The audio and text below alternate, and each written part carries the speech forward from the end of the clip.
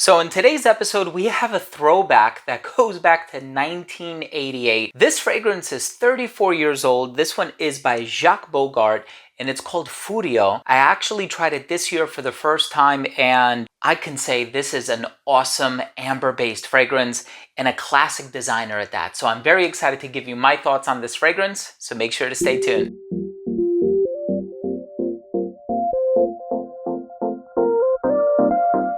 Now, before I begin my fragrance review of Furyo by Jacques Bogart and I tell you all about this fragrance, the smell, the evolution, comparison, so on and so forth, I do want to start things off by mentioning that if you are a fan of fragrance-related content, please do consider supporting the channel by subscribing to it. Hit that bell icon so you can be notified whenever I do upload future videos to this channel, and give this video a thumbs up if you take something of value from today's episode. So again, 1988 release, Jacques Bogart has released some great fragrances throughout the years. I personally own One Man Show Oud Edition, and I have Jacques Bogart Pour Homme, if I'm not mistaken. I think that's what it's called. And so here we have Furyo, which is an amber woody fragrance. And the note breakdown is super complex on this fragrance. I do want to mention, if you're interested in purchasing this fragrance, you may pick it up at fragrancebuy.ca. I know it's kind of hard to find in various retailers, but Fragrance Buy does have it at the moment. They're great. I use them all the time. Fast shipping, friendly customer service. And this fragrance has gotten compared to a couple other fragrances. Those fragrances being Kouros by Yves Saint Laurent, and also 80'S by Chanel. Kouros, I think, is a little bit more on the animalic side of things and also has that bright orange in the opening from what I can remember. 80'S is also kind of animalic, but it has a bit of rose in there. Now this fragrance has the amber accord, the tobacco, the laurel, the spice, the civet, and the castoreum as well. So perhaps it's that animalic component that's found in the base that warrants those comparisons being made. But I definitely think this fragrance has a personality of its own. I'm super excited to give you my thoughts on the smell. Let's start things off with the presentation.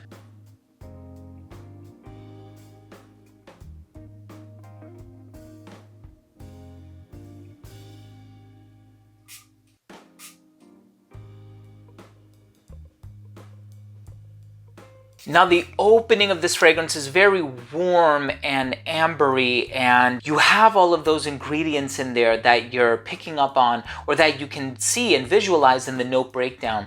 Now I think the amber really sits at the heart of this fragrance, and it's not a sweet amber as some ambers tend to be. This one is on the balsamic and rich side of things, which is really nice, and sometimes you don't want anything super sweet, especially if you're going for a more classy, sophisticated, and grown-up demeanor, right? You want to forego the tonka bean and the vanillas of the world. So this fragrance does have that ambery component, but it's more on the dry, spicy, and woody ambery side of things, which is really cool. A little bit of cedar in the base, not too much.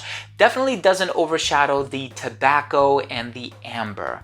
So the tobacco is in there, but in that classic designer fashion, right?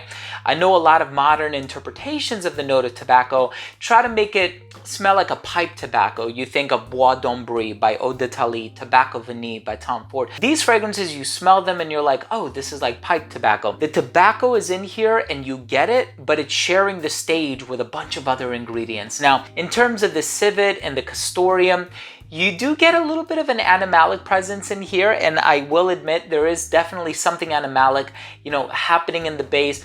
There's a gentle amount of sweetness to it as well, and I can actually see the comparisons with Kouros.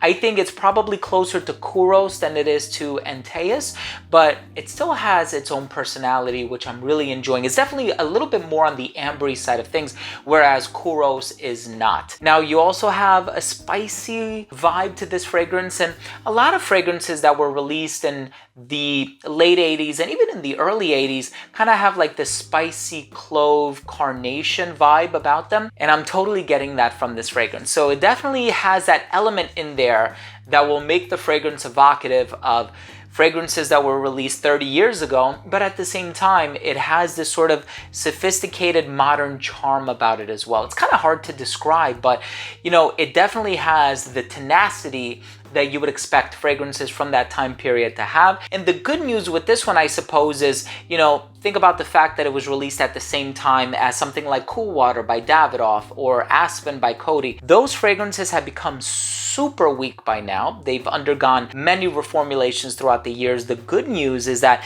this is, in a sense, still intact. I know this is, without a shadow of a doubt, this has definitely undergone several reformulations throughout the years because of IFRA regulations and restrictions placed on various raw materials. But at the end of the day, given the fact that this is an amber woody fragrance and it's a little bit on the darker side of things, it actually does have really good lasting power. And I know that that's something that's a non-negotiable for a lot of my subscribers and just fragrance aficionados in general. You're going to put on a fragrance, you want it to last a decent amount of time. You don't want it to completely disappear from your skin an hour later, right? Because that would be no good. So amber woody fragrance, spicy elements, a little bit animalic, mild comparisons to Kouros by Yves Saint Laurent, but definitely darker, spicier, does things in its own way, and conveys that charm that you expect from fragrances released in the late 80s. I think this is an awesome, awesome fragrance.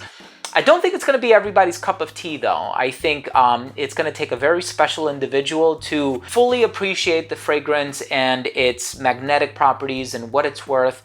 I think if you're into some of the more modern, fragrance options on the market, if you like your Invictuses and your Bleu de Chanels, I think that, this is probably something that you can skip over when you're fragrance searching.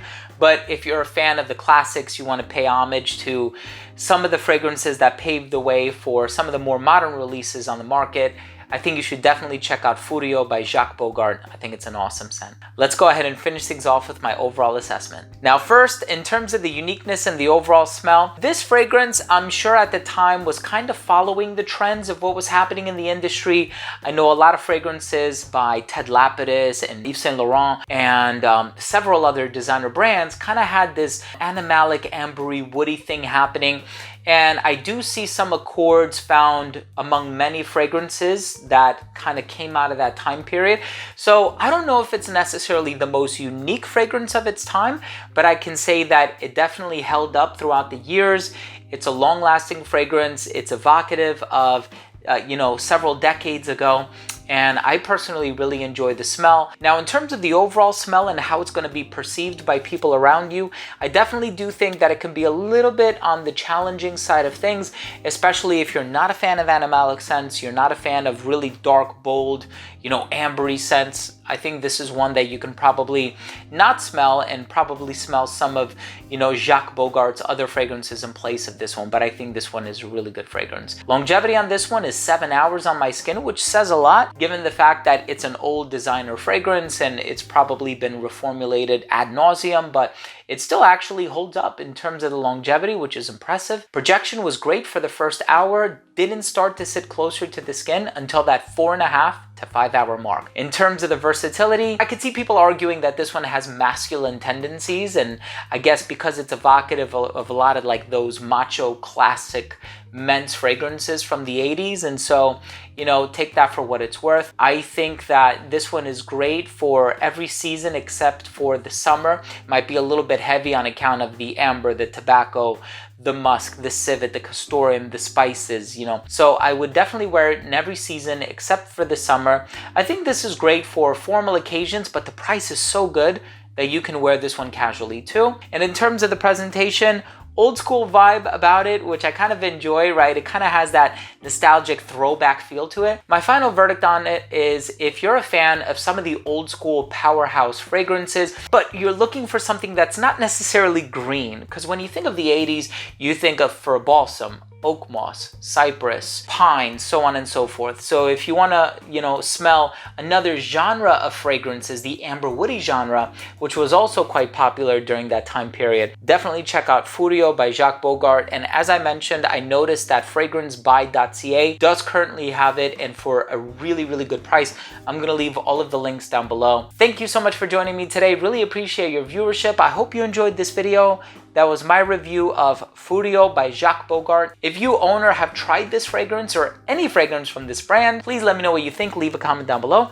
Also, please don't forget to support the channel by subscribing to it. If you enjoyed this video, hit the bell icon and give it a thumbs up, as it would greatly assist with the YouTube algorithm. Thanks again for watching. Love you guys. We'll see you tomorrow. Bye.